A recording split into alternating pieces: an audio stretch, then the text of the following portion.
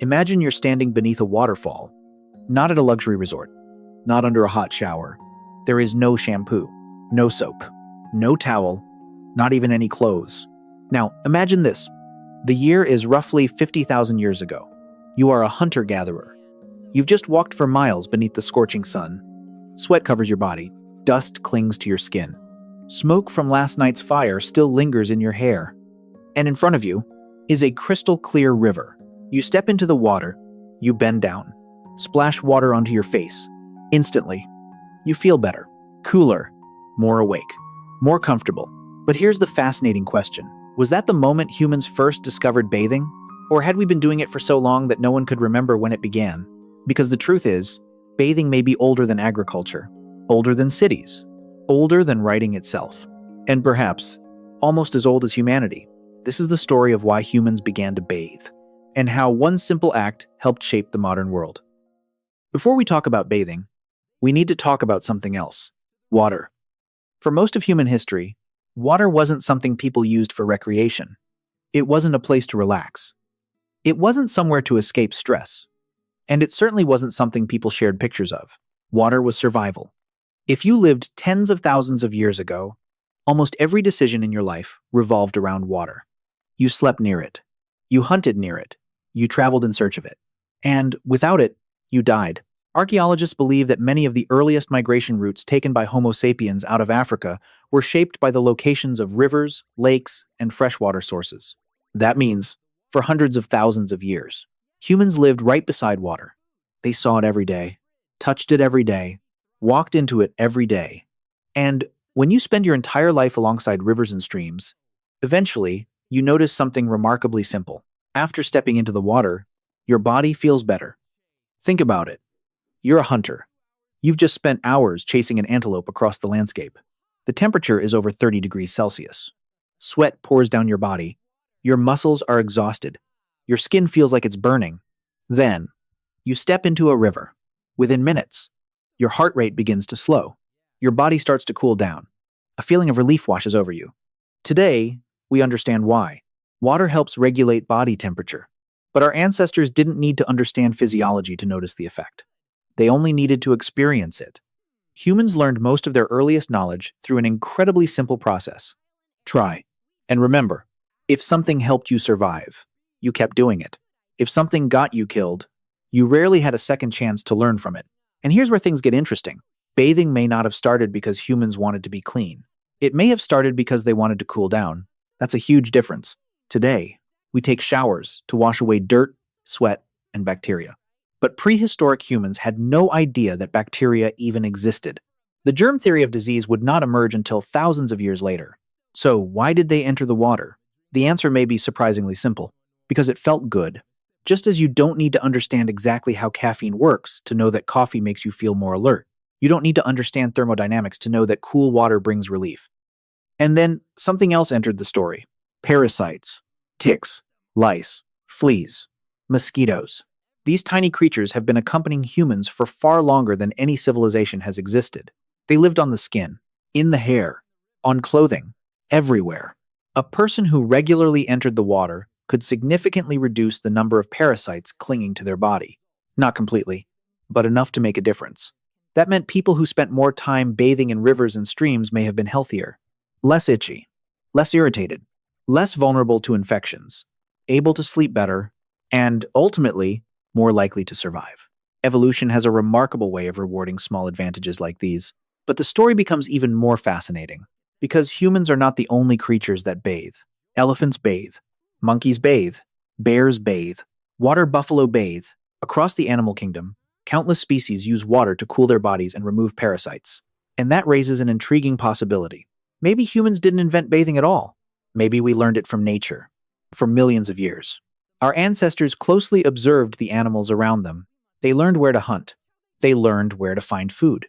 They learned which plants were safe to eat. And perhaps, they also learned the value of water by watching other creatures use it first.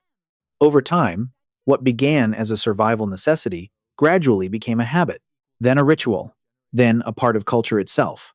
Archaeological evidence suggests that many ancient civilizations placed enormous importance on bathing. The ancient Egyptians bathed regularly. The Greeks built public bathing facilities. And the Romans took bathing to an entirely different level. They constructed massive bath complexes with hot water, cold water, steam rooms, relaxation areas, and places where people could gather and socialize. For the Romans, going to the baths wasn't simply about cleaning the body. It was a social experience, a cultural institution, a fundamental part of daily life. But why did bathing become so widespread? The answer may lie inside the human brain. Humans are deeply social creatures, and we are surprisingly sensitive to body odor. A pleasant scent can create a positive impression. An unpleasant one can drive people away.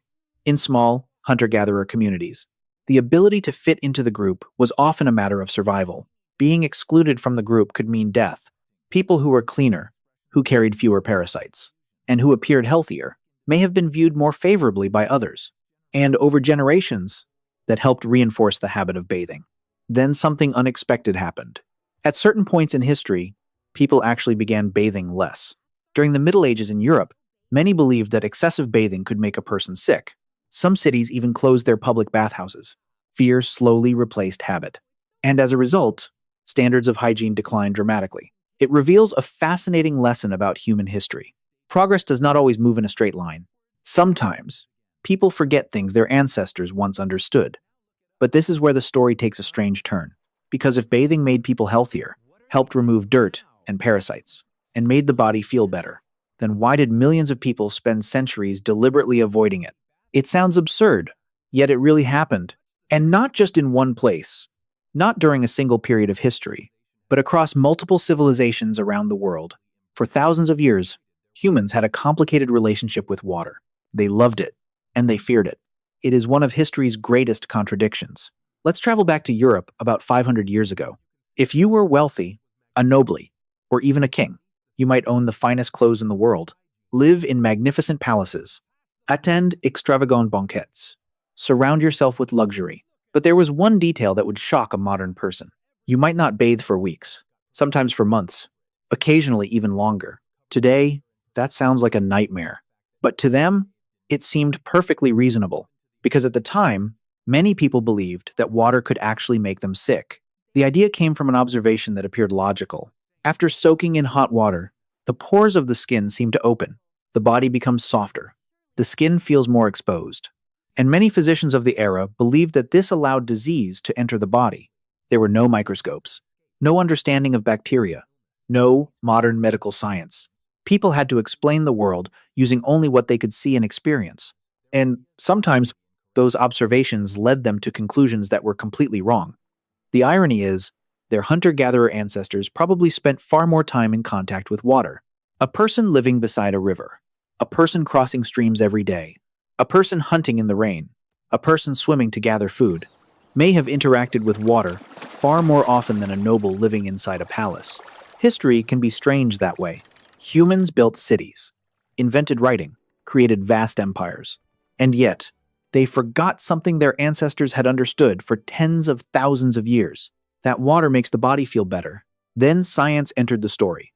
In the 19th century, scientists began discovering things that the naked eye could never see. Bacteria, microbes, tiny living organisms that exist everywhere, on our hands, on our clothes, in our food, and on our own bodies. For the first time in history, humans finally understood why hygiene mattered. Not because of smell, not because of comfort, but because of health. Doctors began washing their hands. Hospitals started paying close attention to sanitation. Growing cities invested in clean water systems. Death rates began to fall. Life expectancy began to rise. And suddenly, something as simple as washing with water became one of the most powerful tools for saving human lives. A remarkably simple habit helped save millions. But perhaps the most fascinating part of this story isn't science at all. It's human psychology. Think about how you feel after a long day. You're tired, stressed, exhausted. Then, you step into a shower. Water runs down your shoulders. The steady sound fills the room. And within minutes, something begins to change. Your body relaxes. Your mind slows down. The tension starts to fade, because bathing isn't only about cleaning the body. It's also about calming the mind. Today, researchers believe that water has a unique effect on the human brain.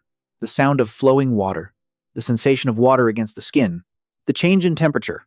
Together, These experiences can help reduce stress and promote relaxation, which means that tens of thousands of years ago, when a hunter returned from a long and exhausting day and stepped into a cool river, he may have felt exactly what many of us feel today: a rare sense of peace, a moment of relief, a brief pause in the endless struggle of survival.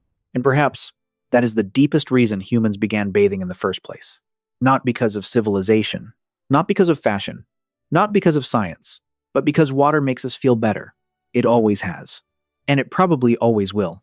Sometimes, the behaviors that survive for the longest periods of human history have the simplest origins: a cool river, a tired body, and a feeling so universal that it has connected human beings across tens of thousands of years. The next time you take a shower or step into a bath, remember this: you are participating in a ritual that may be almost as old as humanity itself, a habit older than cities, older than writing, older than history, a simple act that has accompanied us since the very beginning. But there is still a much bigger question. If water was always there, if humans had always known that water made the body feel better, then why has the way we bathe changed so dramatically over time? Why was it enough for a prehistoric hunter to step into a river, while today we build entire rooms dedicated to bathing? The answer lies in something that transformed the course of human history: permanent settlement. For most of our existence, humans did not live in one place. They were constantly on the move, following animal herds, following the seasons, following water. If a river dried up, they moved on. If a region could no longer provide food, they continued their journey. When you live that way, nature itself becomes your bathroom. Rivers are everywhere. Lakes are everywhere. Streams are everywhere. Rain is everywhere. There is no need to build anything. But around 12,000 years ago, everything began to change. Humans started farming. They began raising animals. They built the first permanent settlements. For the first time in history, hundreds of people were living together in the same place. Then thousands, then tens of thousands. And suddenly, something that had never been a serious problem before became impossible to ignore. And that was when entirely new problems began to emerge: waste, sewage, contaminated water, disease, problems that small hunter-gatherer bands rarely had to face. A tribe of a few dozen people could simply move on when an area became polluted. A city could not. As populations grew, keeping the body clean was no longer just a matter of comfort. It gradually became a matter of survival. Civilizations began digging wells, building drainage systems, constructing public baths, creating aqueducts and water networks, not because they were somehow more advanced in every way, but because they were forced to adapt. And that's one of the most fascinating things about humans: adaptation. It may be the greatest ability our species has ever possessed. We don't have the sharpest claws. We don't have the strongest jaws. We aren't the fastest runners. We aren't the best swimmers. But we have an extraordinary ability to change our behavior when our environment changes. When we lived in nature, we bathed in rivers. When we built cities, we built bathhouses. When we discovered microbes, we created better hygiene practices and soap. When technology advanced, we invented hot showers and modern plumbing. Every era changed the way humans bathed. But the reason behind it remained remarkably consistent. We wanted to be healthier. We wanted to feel better. We wanted to feel safer. The same motivation that existed tens of thousands of years ago still exists today. A motivation so simple that it is almost invisible, yet powerful enough to survive every civilization, every empire, and every chapter of human history. And perhaps that is the most remarkable part of this entire story. When we look back at history, we tend to focus on the grandest achievements: the pyramids, empires, wars, the inventions that changed the world. But human history was not built only by extraordinary events. It was also shaped by small actions repeated day after day, generation after generation. Lighting fires, preparing food, sleeping, telling stories, and bathing. No one knows who the first person to bathe was. Their name has been lost forever. There is no monument in their honor, no written record, no legend that remembers them. Only a moment somewhere in the distant past. A tired traveler after a long journey. A quiet river flowing through an untouched landscape. A single step into the water, cool currents against warm skin, and a feeling of relief.